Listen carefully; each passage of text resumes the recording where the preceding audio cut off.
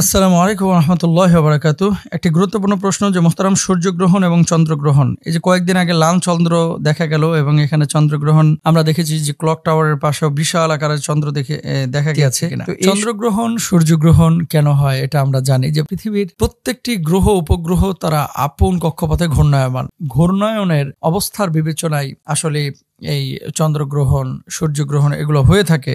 চন্দ্রগ্রহণ সূর্যগ্রহণ কিভাবে হয় সেটা আজকে আমার আলোচ্য বিষয় না। বিষয়টা হচ্ছে যে প্রশ্নটা তিনি করেছেন, সাহাবীদের সময়ও এরকম একটি ঘটনা ঘটেছিল। রাসূল আকরাম সাল্লাল্লাহু আলাইহি ওয়াসাল্লামের সন্তান ইব্রাহিম যেদিন মারা গেলেন রাদিয়াল্লাহু তাআলা আনহু, সেদিন সাহাবীরা খেয়াল করলেন যে রাসূল আকরাম সাল্লাল্লাহু আলাইহি ওয়াসাল্লামের এই সন্তান মারা যাওয়ার পরে সূর্য এবং চন্দ্রগ্রহণ হয়। তো তাদের একটা চিন্তা চেতনা ছিল এরকম যে নবীজির এই সন্তান মারা গিয়েছে, এজন্য সূর্যগ্রহণ বা চন্দ্রগ্রহণ হয়েছে। আল্লাহর হাবিব সাল্লাল্লাহু আলাইহি ওয়াসাল্লাম পুরো বিষয়টাকে নাকচ করে দিয়েছেন এবং সমর্থন করেন নাই। আয়েশা সিদ্দিকা রাদিয়াল্লাহু তাআলা আনহা বলেন, রাসূল আকরাম সাল্লাল্লাহু আলাইহি ওয়াসাল্লামের যুগে একবার সূর্যগ্রহণ হলো। নবীজি সাল্লাল্লাহু আলাইহি ওয়াসাল্লাম দ্রুত মসজিদের দিকে ধাবিত হলেন এবং সবাইকে মসজিদে যেতে বললেন। তারপর সবাইকে নিয়ে নামাজে দাঁড়ালেন।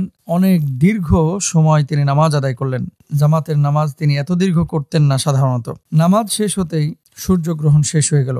আল্লাহ রাসূল সাল্লাল্লাহু আলাইহি ওয়াসাল্লাম সাহাবীদের সামনে দাঁড়ালেন এবং আল্লাহর প্রশংসার পরে বললেন, সূর্য এবং চন্দ্র আল্লাহর অগণিত নিদর্শন সমূহের মধ্যে দুটি নিদর্শন। সুতরাং কারো মৃত্যু কিংবা জন্মগ্রহণের ফলে চন্দ্রগ্রহণ বা সূর্যগ্রহণ হয় না। গর্ভবতী মা বোনদের পেটের মধ্যে যদি কোনো বাচ্চা থাকে আর সেই চন্দ্রগ্রহণ বা সূর্যগ্রহণের সময় কোনো কিছু কাটাকুটা করলে, ধরেন কেউ বেগুন কেটেছে, আলু কেটেছে, তরকারি রান্নাবান্নার সময় মাছ কেটেছে, অনেকে বলে যে ওই যে ঠোঁটের নিচে অথবা নাকের নিচে যেমন কাটা থাকে না অনেক বাচ্চাদের, পরবর্তীতে সার্জারি করে এটাকে ঠিক করা হয়। অনেকে বলে যে এটা চন্দ্রগ্রহণের বা সূর্যগ্রহণের সময় কোনো কিছু কাটার কারণে হয়ে থাকে। ডাহা মিথ্যে কথা এবং একটা প্রচলিত কুসংস্কার। এটাকে বিশ্বাস করা যাবে না। প্রিয় ভাই এবং বোনেরা, সূর্যগ্রহণ চন্দ্রগ্রহণের সময় আমরা রাসূল আকরাম সাল্লাল্লাহু আলাইহি ওয়াসাল্লাম যে কুসুফের নামাজ আদায় করেছেন, এই কুসুফের নামাজ আদায় করব।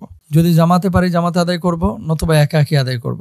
মা বোনেরা ঘরের মধ্যে থাকলে আপনার ঘরের মধ্যেই থাকবেন। এই সময় আপনি যদি মনে করেন যে বাথরুমে যাবেন, যেতে পারেন, আপনি আপনার দৈনন্দিন কাজকর্ম করতে পারেন। তবে যেহেতু রাসূল সাল্লাল্লাহু আলাইহি ওয়াসাল্লাম আল্লাহর কাছে পানাহ চাইতেন, নামাজের মধ্যে আল্লাহর ইবাদত বন্দেগী করতেন, আপনারা ইবাদত করবেন, জিকির আজকার করবেন, পারলে কোরআন তেলাওয়াত করবেন, আল্লাহর মাখলুক নিয়ে, সৃষ্টি নিয়ে ভাববেন। আর চন্দ্রগ্রহণ সূর্যগ্রহণ নিয়ে এত ভাবাভাবির কিছু নাই, এটা নিয়ে এত চিন্তারও কোনো কিছু নাই। আসলে আমাদের দেশে কুসংস্কার আছে।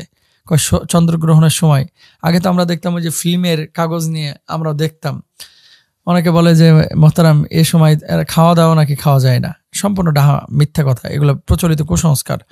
তারপরে কোনো কিছু কাটা যাবে না, প্রচলিত কুসংস্কার।